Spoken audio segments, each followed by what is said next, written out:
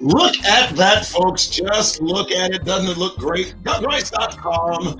Oh, baby, baby, baby. There it is. Yes, it is working now. DougRice.com. Go there. Be there. It'll take you to the DougRiceShow.com where you can peruse PDFs and a little bit of videos and some of my writing and all the stuff that you might find inviting. Good morning, ladies and germs. How are you? Let me bring this down. Bam, how you doing? Doug Rice, welcome to the Doug Rice Show. It is 8 o'clock, the 8th of December, 2023. Thank you so much for tuning in to me. I am Doug Rice. This is the Doug Rice Show. Welcome. All right, now, this morning we are delving into an interesting 8-page document. Now, the document is entitled Anti-Blackness and Colorism. Now, I know some of you have this weird thought or ideation that I am stuck on just a single monetary ideologic subject, but that can be nothing further than the truth. Folks, I am as diverse as I need to be for the circumstances. And let me tell you, we don't need to take chances. This is a fantastic piece of writing, Anti-Blackness, Colorism, and it is brought to us, let's get her bona fide, Janvieve Williams, Comrie, Antoinette M. Landor, Ph.D., Kwyn, Townsend, Riley, Jason D. Williamson, Esquire.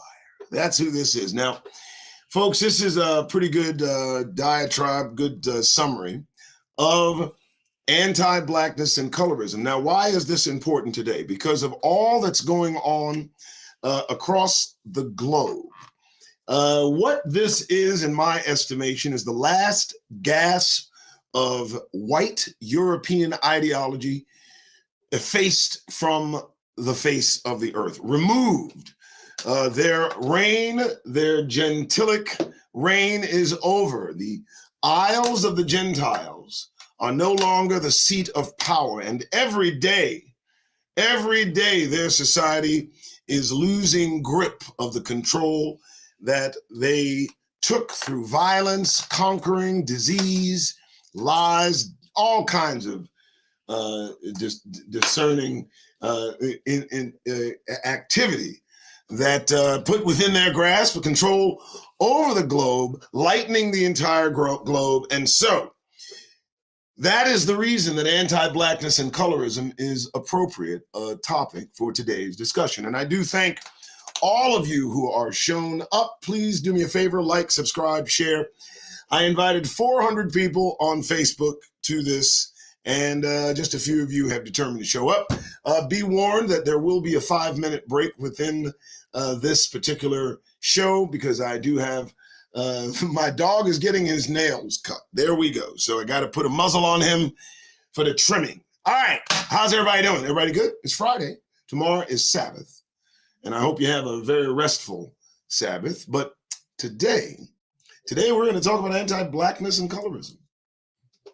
And to quote James Baldwin, and again, folks, I will tell you, the conflicts that you see roaring about the globe are nothing more than a global race war. That is what this is.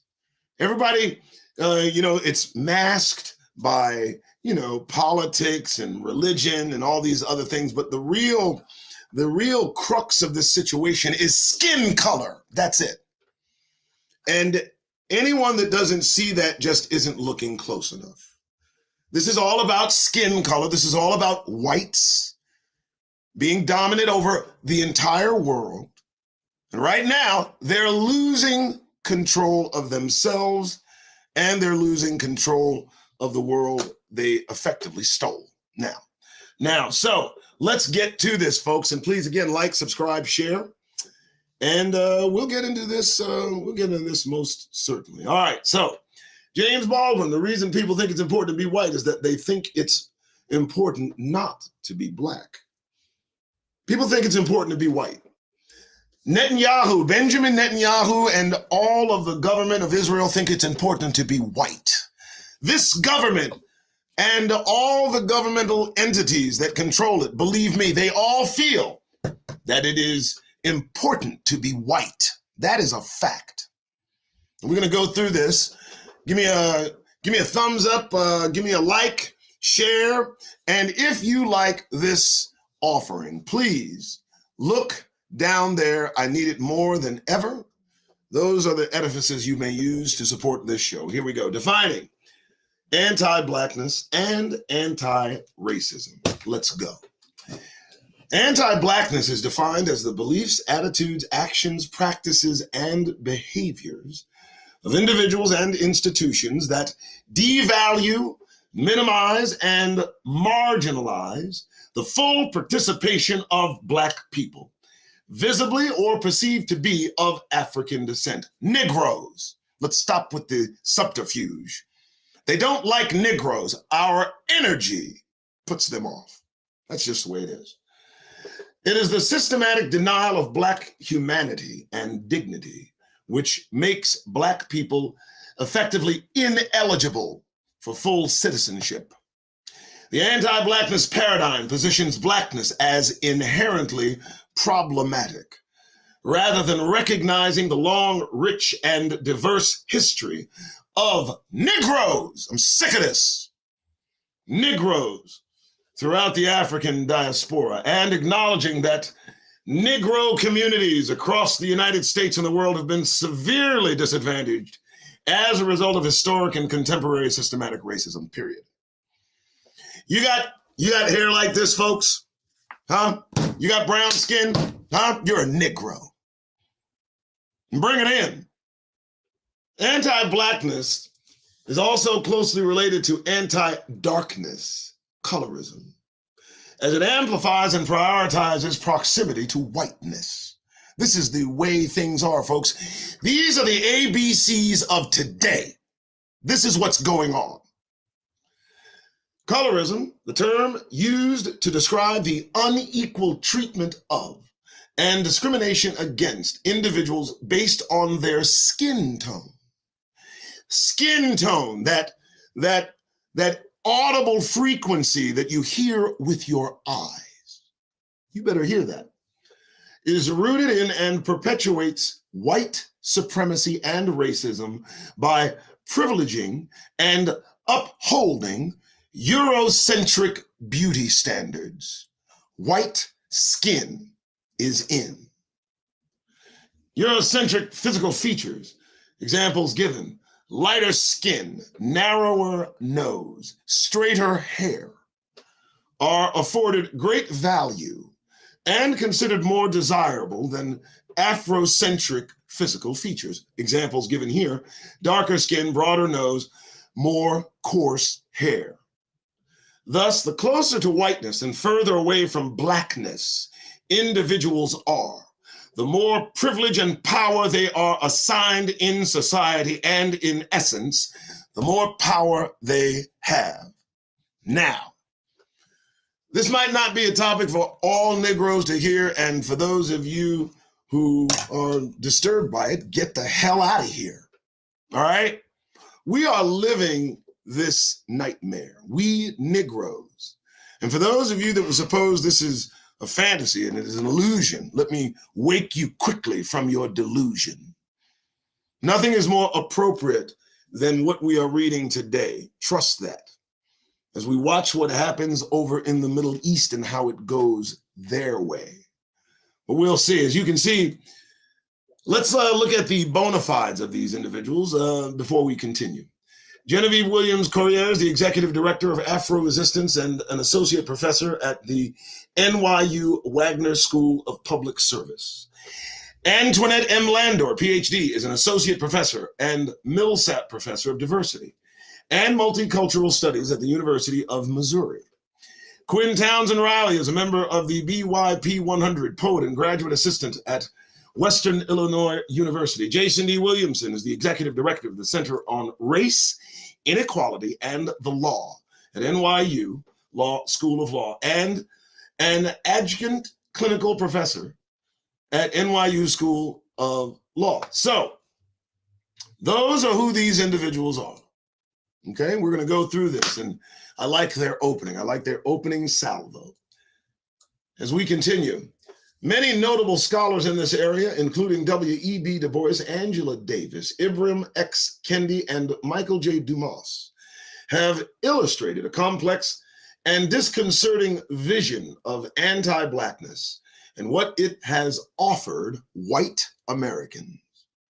The policies and practices designed to uphold white supremacy are the same policies and practices that harm Black people and communities, and they've been doing it for decades, especially near history.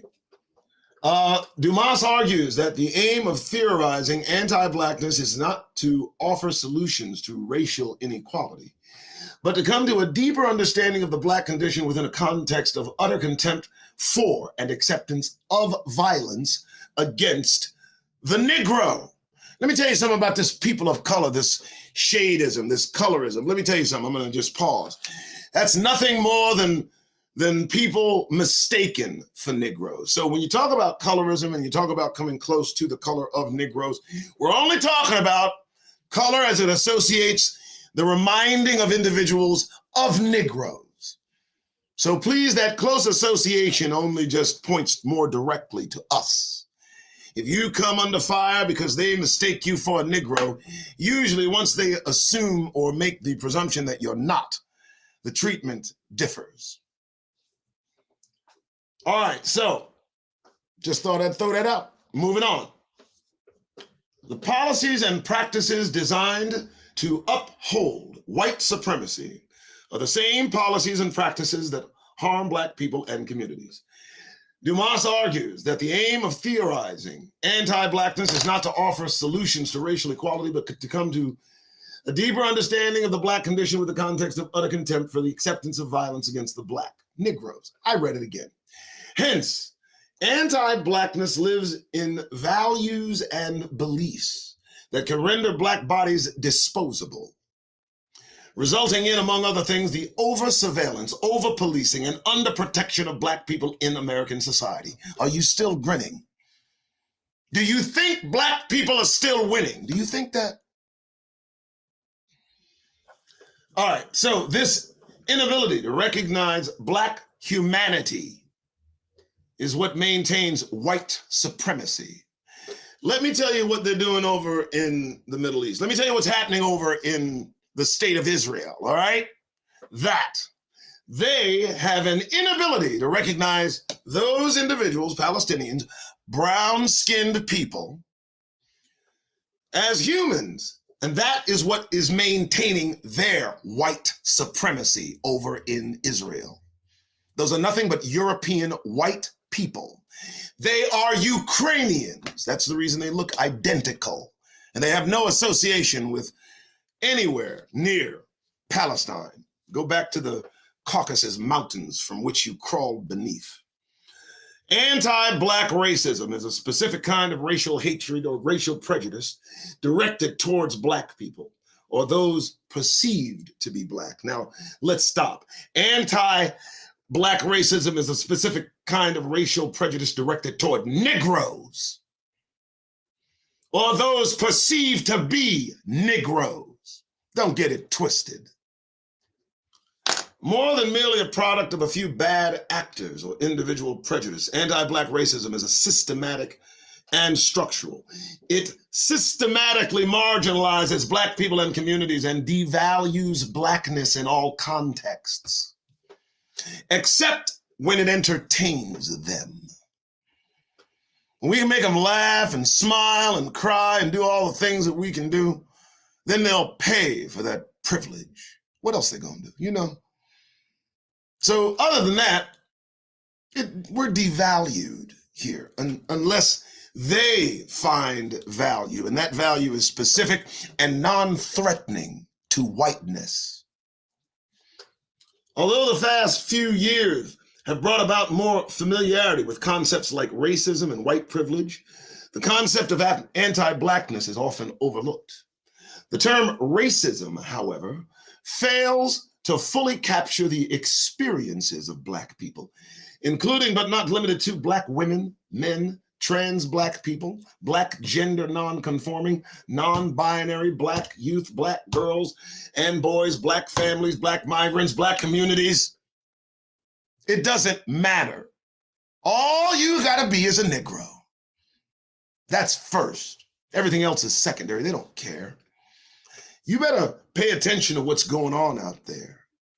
You better pay attention. Thus, we can no longer afford to rely simply on our understanding of racism generally, lest we flatten, minimize, and distort the Black experience in America. We must be intentional in our acknowledgement of the specific harm caused by anti-Black racism. We're in the thick of it, Negroes.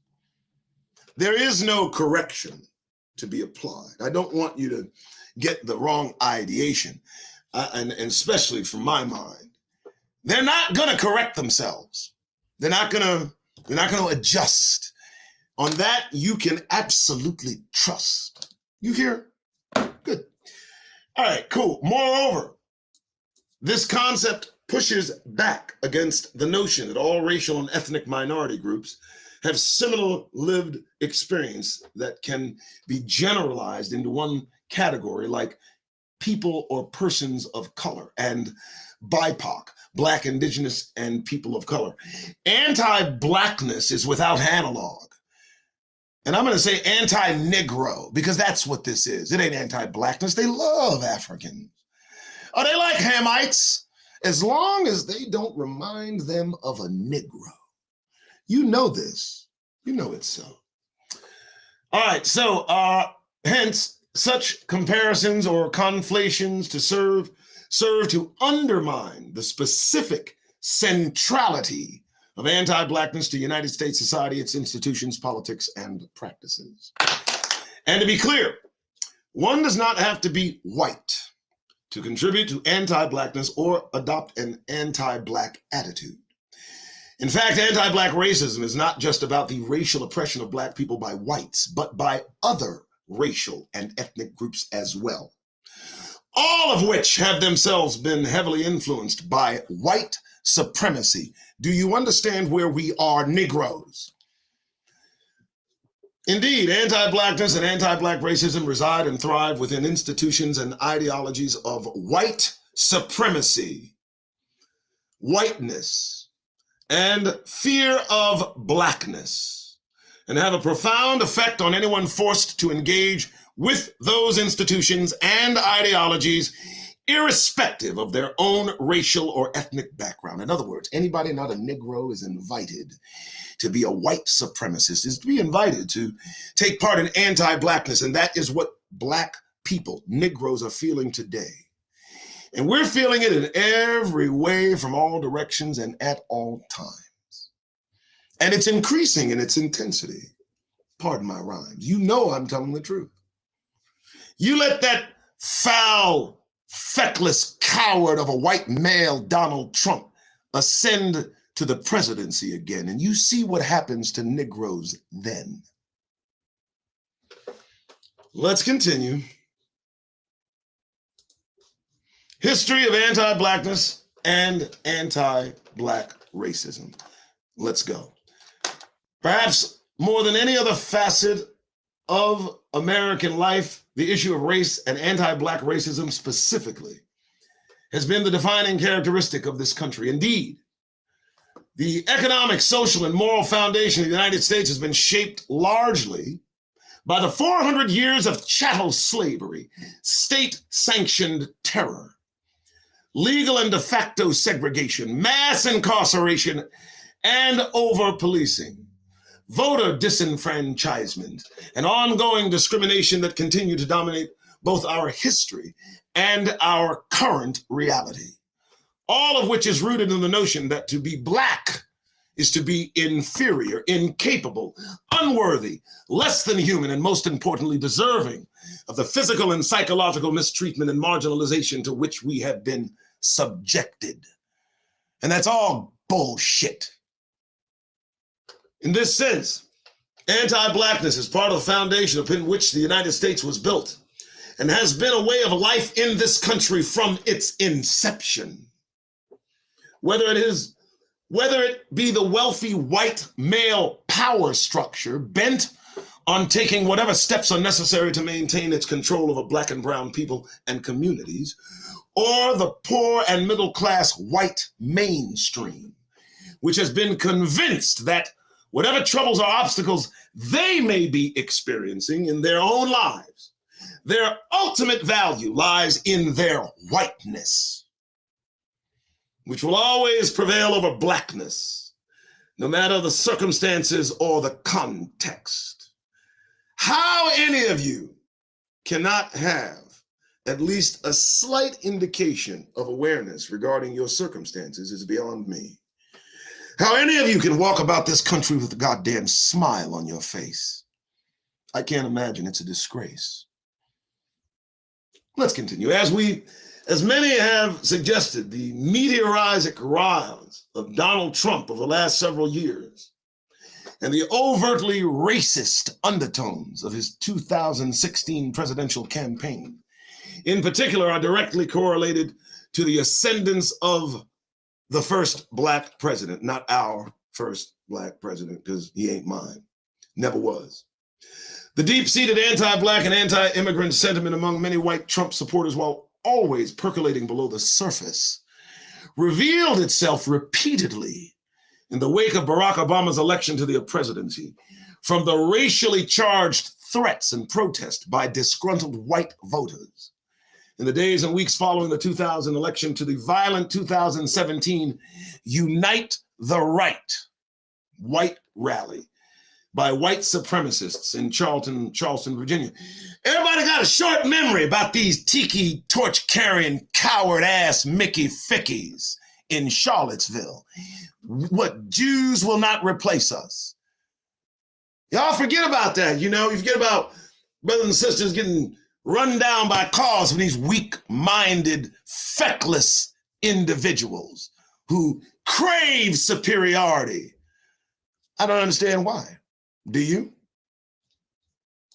Even among Black and brown people themselves, the claws of anti-Blackness have taken hold, leading many Black people and communities to internalize this sense of inferiority and question their own worth, both as individuals and as a collective. As suggested above, the concept of colorism itself arises out of an internal disdain for darker skin tones and a reverence for lighter skin tones. Has been a sound and has been a source of discord and division in the Black community and across the African diaspora for generations. Skin color don't matter, right? You really believe that? Now, I mean, as much as they make about skin color themselves, for them to tell you to your Black face that skin color doesn't matter, and they'll go so far as to increase the lie and tell them it never mattered.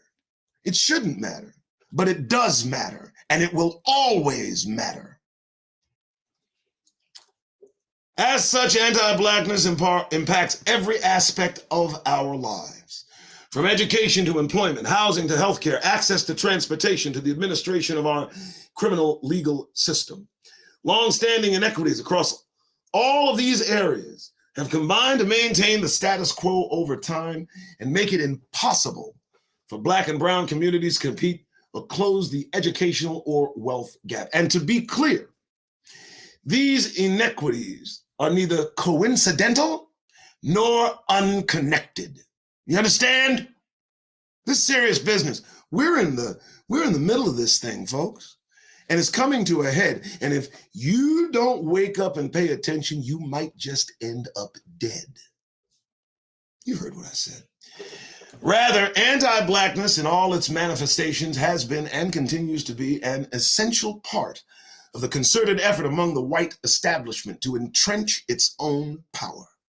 In particular, the anti-Blackness crusade has been used to destroy, devalue the collective identity of Black people criminalize Black people and communities, thus leading to fewer opportunities, more poverty, more dependence, and less political power, and marginalize Black people and communities, physically and otherwise, to facilitate their exclusion and or erasure from privileged spaces in our society.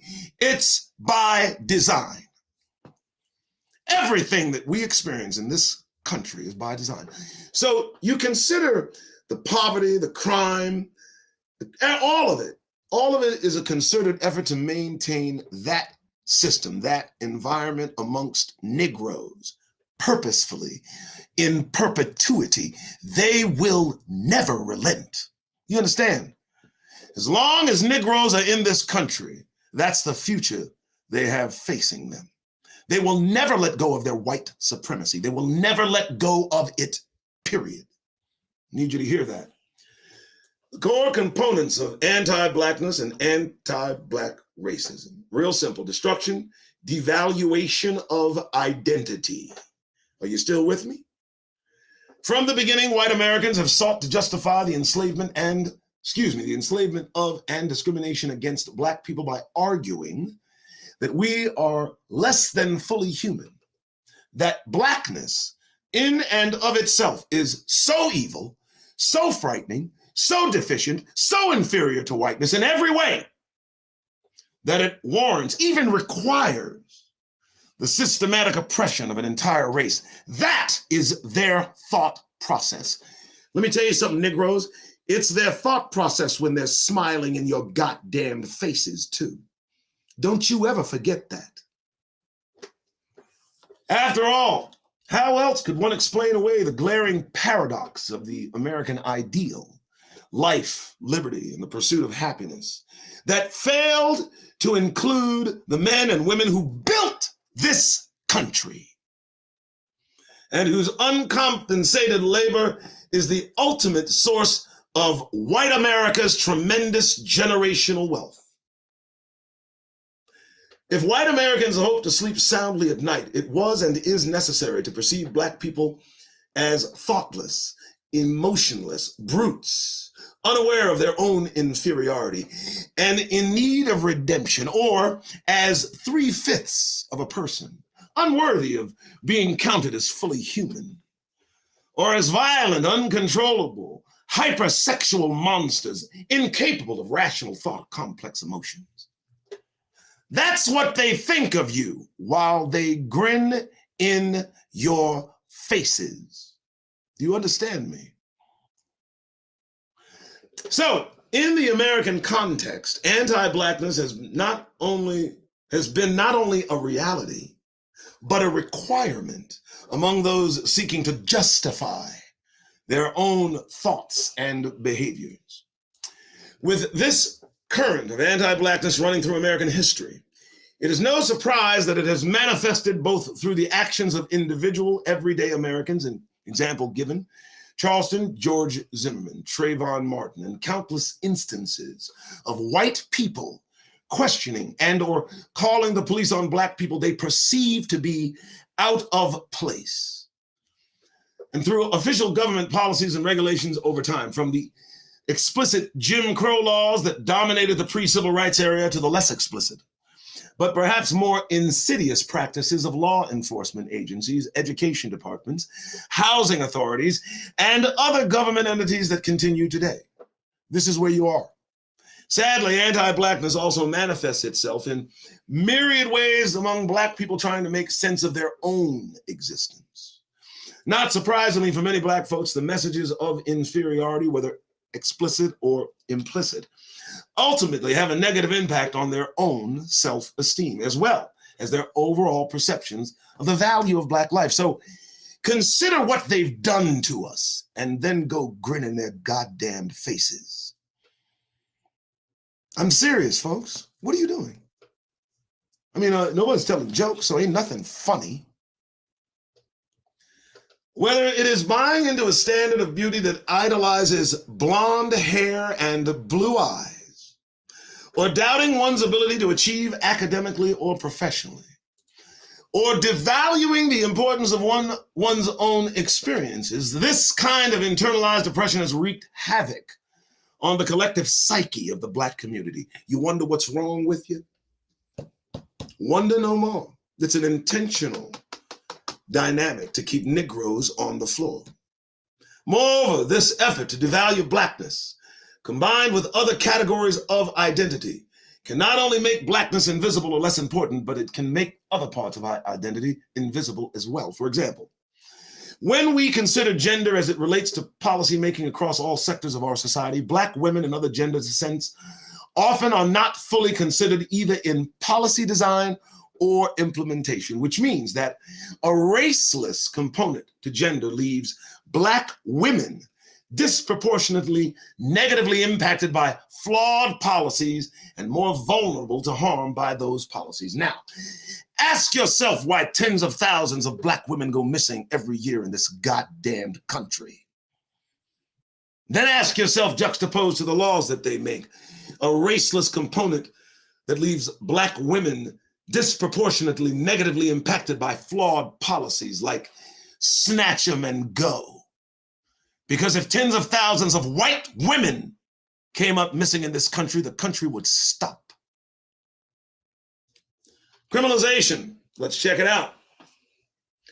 In recent years, the manifestations of anti-Blackness in the context of the criminal legal system have gathered perhaps the most attention among Americans. In the wake of the many high-profile police killings of Black people over the last decade, an all too familiar list including, here we go, Eric Gardner, Breonna Taylor, Tamir Rice, Philandro Castile, George Floyd, and countless others. White America has been forced to confront the disproportionate harm being suffered by Black communities at the hands of law enforcement, and it's happening today. Brothers and sisters getting blown away, tased while being bent over cars. All right, folks, I'm going to take a 5-minute break. I told you what I was going to do. Someone's at the front door. Just do me a favor, talk amongst yourselves. I'll be back in short order. Hold on one moment. Start the music and give me 5 minutes, folks.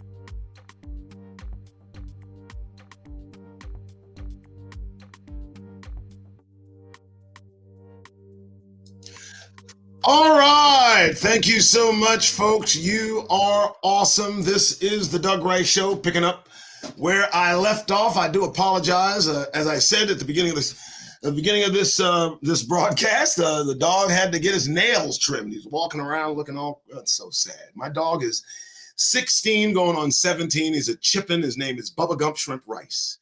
And he's as mean as snake oil. Good Lord. Anyway, we are covering anti-blackness, colorism. I'm reading it with as much gravitas as I can muster.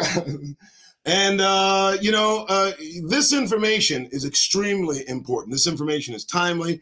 It needs to be discussed. It needs to be talked about.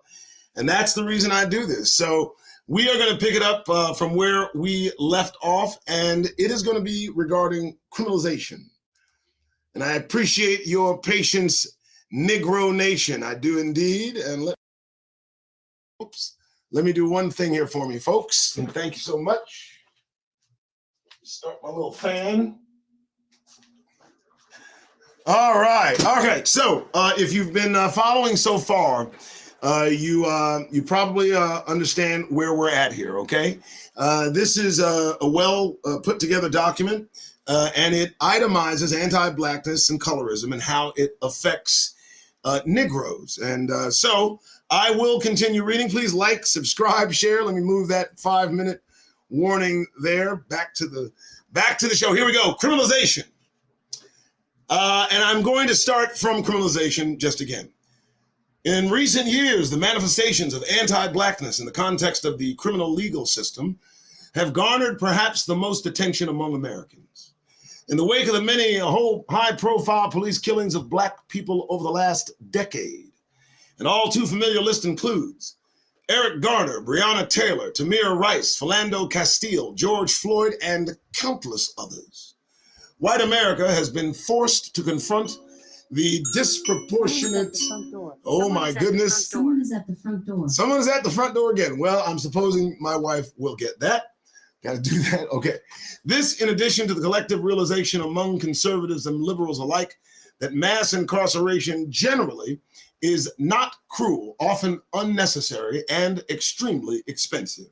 It has also devastated Black and brown communities in particularly tragic and far-reaching ways. Of course, the seed of anti-blackness was planted in our criminal legal system from the very start. It is well documented that, particularly in the South, state legislatures passed a slew of criminal laws in the wake of emancipation, aptly referred to as Black Codes. Now, we read the Mississippi Black Codes that were designed specifically to target newly freed Blacks.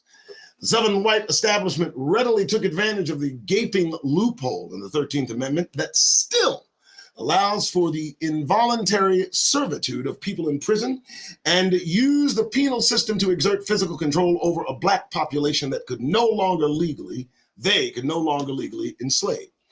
It should come as no surprise then that anti-Black racism continues to rear its ugly head in the context of the criminal legal system. Folks, we are trapped. We are trapped within the confines of this combined caucasity line. And it's running straight through. It's all the way through the fabric of this society too. All right, continuing. As Michelle Alexander so eloquently reminded the public more than a decade ago in her groundbreaking work, The New Jim Crow, the devastating collateral consequences that accompany criminalization in this country have crippled Black people and communities over the last decades. Once you're labeled a felon, the old forms of discrimination, employment discrimination, housing discrimination, denial of the right to vote, denial of educational opportunities, denial of food stamps and other benefits, and exclusion from jury service are suddenly legal. So suddenly now, it's okay. They can not have to be put into the system that they have contributed to because of a mistake made perhaps early in life. That felony excludes them from all of that. Amazing. Indeed, Black people continue to be arrested, prosecuted, and severely sentenced at disproportionate rates in jurisdictions across the country. When it comes to the enforcement of marijuana laws, for instance, this is very interesting. Black people are more than 3 times more likely than whites to be arrested for possession, despite the fact that usage rates among blacks and whites are nearly identical. And notwithstanding the growing trend toward decriminalization of marijuana across the country. More generally, black people are arrested at a significantly higher rates than whites across almost all crimes, nearly all crimes. Further, despite accounting for just 13% of the US population, Black people comprise approximately 40% of those serving time in jails and prisons nationwide, and nearly 50% of those serving life without parole, or virtual life sentences. This is the condition of Negroes. This is anti-Blackness. This is colorism, and it's a subtle thing. It's not overt now. Now it's a little bit more clandestine. Now let's go into health. Historical and contemporary anti-Black racism has negatively contributed to the physical, emotional, psychological health and well-being of Black people.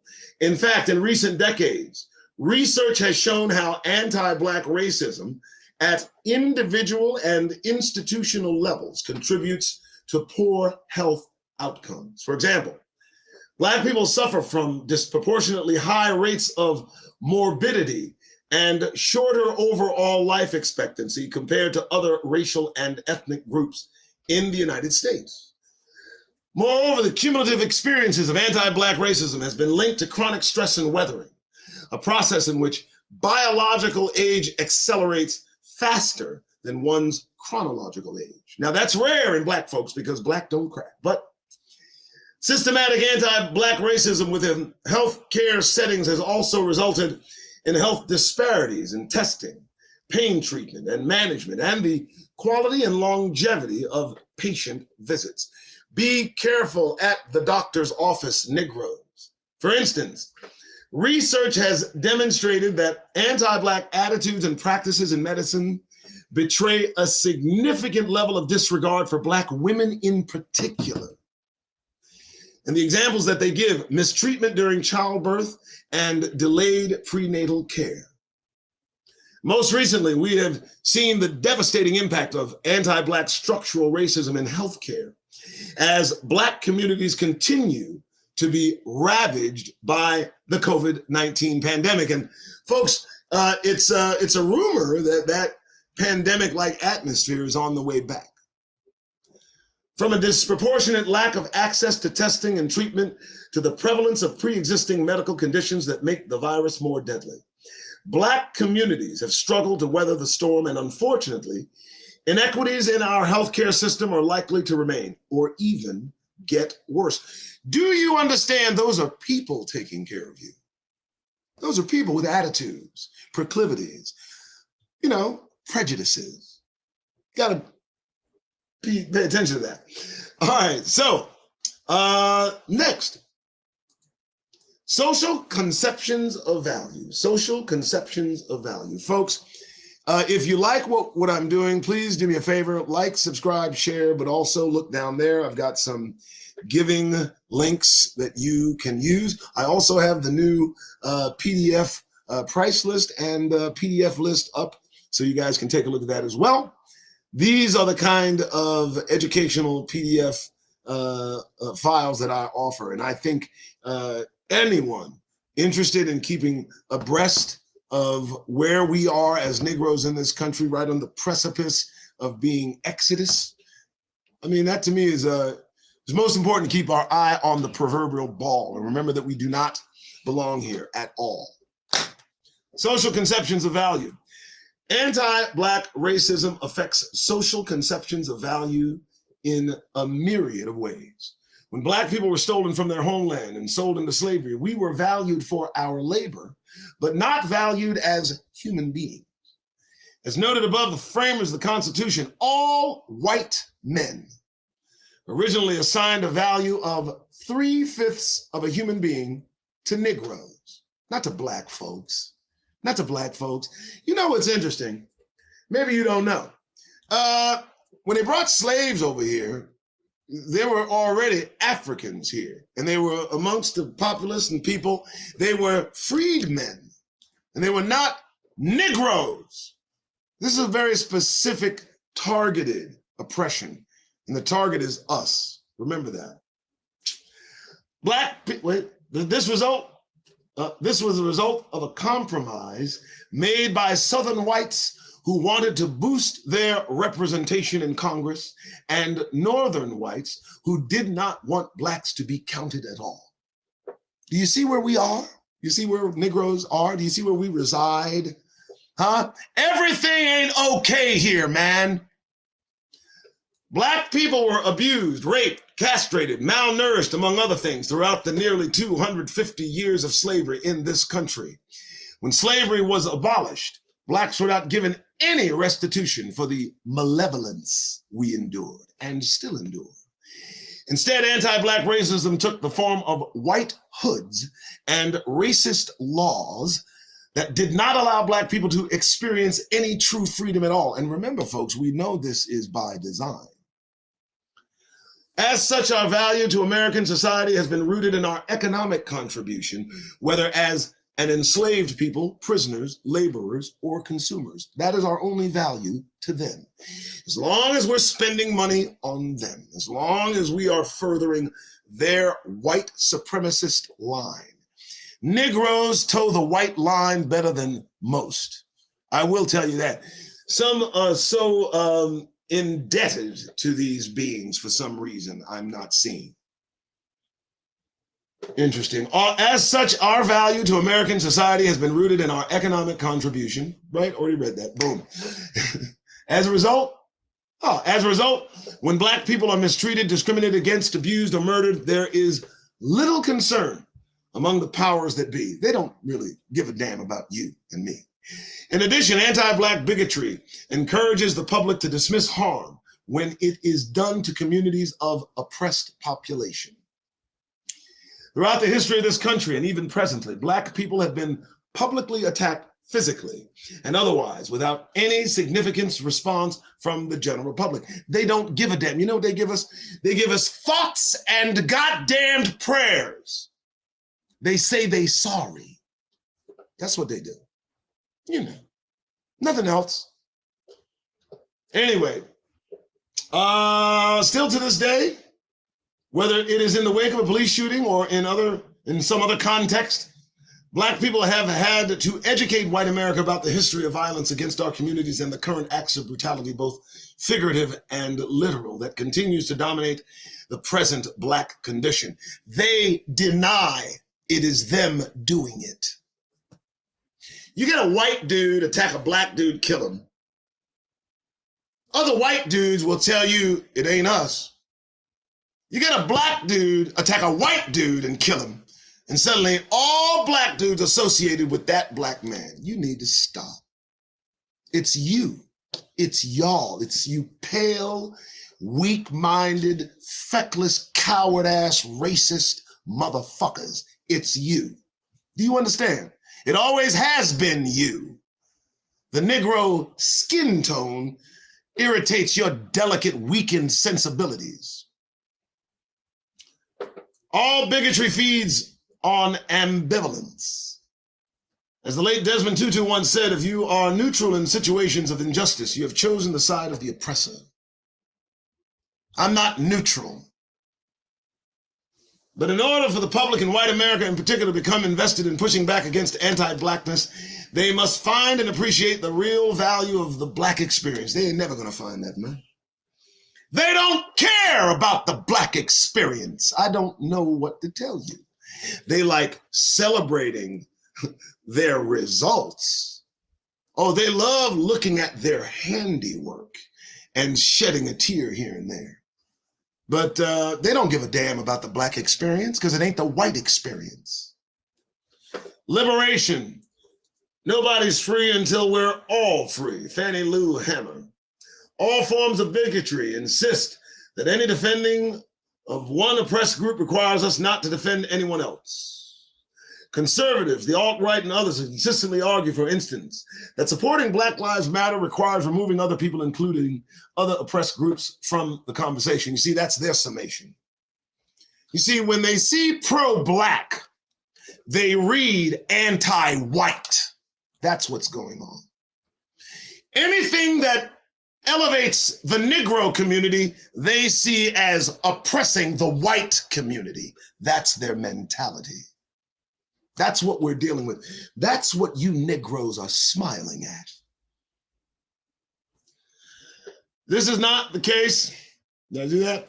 Quite the contrary. We are not free until we are all free. No, we are not free until we are out of this country.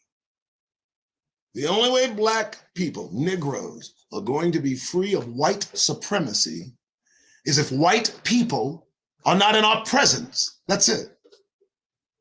The rest is bullshit. The rest is pretend. And I mean that. When discussing Black folks and the impact of anti-Black racism, we must also include our trans, nibblings, and queer family. Let me tell you something. I don't agree with the lifestyle, trans, queer. I don't care. Let me tell you something. They see Black first. They don't care about you being gay. Who said that anyway? I don't know where you got, let me tell you something. The catalyst is Black, okay? The foundation is Negro. That's the hatred foundation. Anything that they can add to that is fine. But please don't bring lifestyles into the mind because it's not there. I mean, they see a person of another sexual orientation that they don't like. The first thing they don't like is their skin color. You believe that, that's right. Because why? They don't seem to too much attack white guys. And when they do, oh, it's a big old brouhaha, isn't it? Everybody knows when they attack brothers and sisters, they're attacking Negroes first. Everything else is secondary. Give me a break. We have to include our Black family who uses wheelchairs, hearing aids, or visual assistants. We have to include our Black indigenous family, Afro-Latinas, Black family within the diaspora. We have to include Black people with mental illness, physical ailments, and neurodiverse learning challenges. Include everybody. Let me tell you why he wants to include everybody, because they include everybody. That's the only reason. If they were honest about their hatred, if they were honest about who they hate and why, the rest of this bullshit would fly. None of them would glom on to our condition. None of them. If whites were honest about their hatred for Negroes, then we'd see how it goes. When we talk about Black folks, we are talking about everyone. As such, the authors tried to ensure that the focus groups associated with this project reflected as many perspectives and experiences as possible. I know, because you want to include everybody in on the Black experience, on the Negro experience. Let's just bring everybody in. No, that's not how it works. You'll see. While all of the participants identified as Black, the groups were intentionally diverse with respect to gender, sexuality, complexion, occupation, socioeconomic status, religion, and level of formal education, among the other characteristics. Interestingly, despite that significant diversity, the participants had a shared understanding of anti-Blackness and the challenges of navigating and also celebrating their own Blackness as they move through the world. Indeed, when asked to define Blackness, a number of participants referenced the culture of community and shared experiences that bind us together, notwithstanding the nuances of our particular life experiences. So, what does it look like for Black folks to be liberated? I'll tell you, I'll answer that question. We got to leave this country. We have to get the hell out of America. That's what. And barring that, well then, what's the other solution? All right, so let's see what we got here. It looks like a summer day. That's what it looks like in Black folks. It doesn't look like a summer day. Give me a break. A day where everyone can be themselves. Food is accessible in communities. True. It is freedom. It is policeless, cageless, and rentless. It is fair and safe and inclusive of all. That means it's devoid of white people and their attitudes. The only way you're going to get black folks liberated is to get rid of white folks and their attitude. You got to get rid of whiteness. How do you get rid of whiteness? You tell them all they're part of a tribe. Tell them that skin color is some disassociative construct in our lives. All right, true liberation can be only, I hate this when they try to get to hope and dreams, and it's crazy. True liberation can only be achieved through accountability to our history and the consideration of our past decisions in the present. White people can't come to terms with themselves. It's the reason they'd rather cancel the history that involves them than teach it to their children. Because their weak brains can't process. They just can't do it. So let's see the suggestions. This can be done in part through the provision of reparations to black people and communities and the defunding of the police and reinvestment communities. So you want reparations, do you? Reparations is going to come on the terms and conditions that you get the hell out of America. You remember I said that. When they come at you with the fat check, remember that it comes with terms and conditions, okay? You hold on to that money, you're going to need it. All right, so in addition, this can be achieved through concrete policy-based efforts to end medical racism, eradicate food deserts, hold the mainstream media accountable for its role in perpetuating anti-black narratives and imagery, and revolutionize the educational system in this country. You living in a goddamn fantasy world. And white folks ain't gonna do that, ever. Let me tell you why I know they're not going to do any of this, because they've had enough time to do all of this. And they ain't done it yet, and they never will. True liberation looks like a full acceptance of black humanity. Not gonna happen.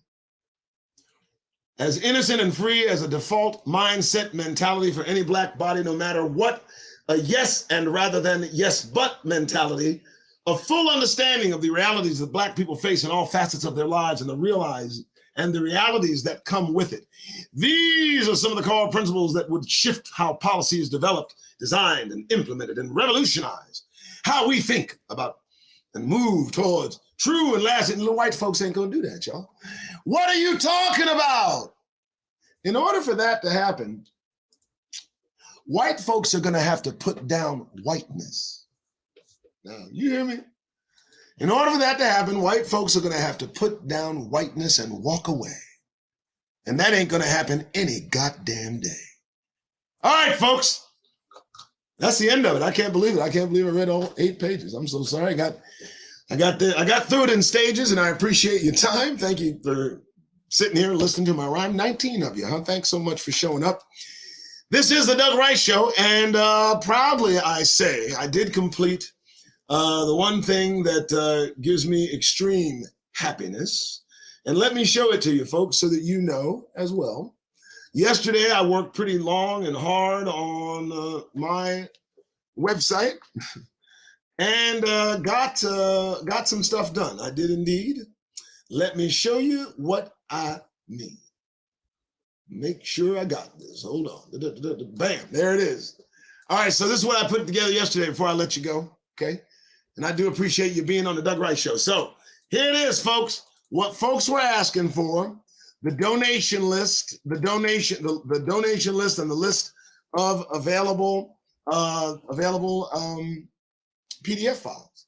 And so these are all photos, and you can enlarge them and make them bigger so you can read the writing.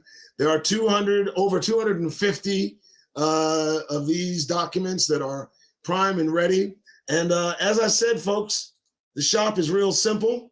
If you are so inclined to support this effort, please go to the DougRiceShow.com or DougRice.com, DUGRYCE, and grab a package of 20, 40, 35, 30, or 60 PDFs for 180 bucks. Now, I say that because you're getting a deal. Look at here at the bottom, and that is the donation calculation sheet. 60 PDFs make $3.50 per PDF, and I would charge $210, but instead, I took off an additional, let me get that right. I took off an additional, $30. So from $210, it went to $180. So that's a lot less than $325 per. So that's what I wanted to show you. I'm very, very happy about that particular accomplishment, all the PDFs, that list will change and it will rearrange. And if you're interested in how I price the donation via free PDF calculation, this is how I do it. Here is the promise I make to you. If you order 60 PDFs and you don't like all 60 of them, I'll send you 60 more. If you order 15 PDFs, but there was certain PDF that you wanted that didn't come in the PDF package that I put together, just email me, let me know, and I will take care of it for you.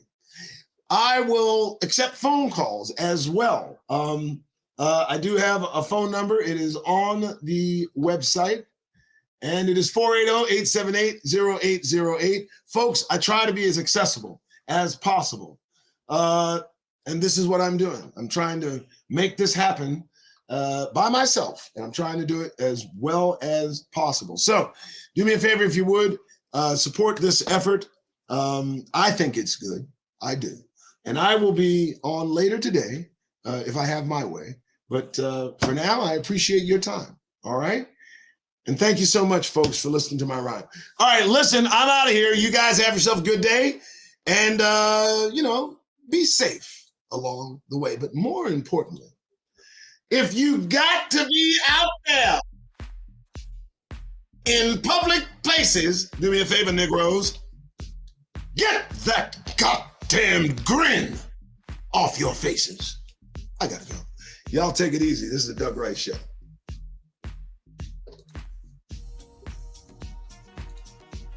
Hey.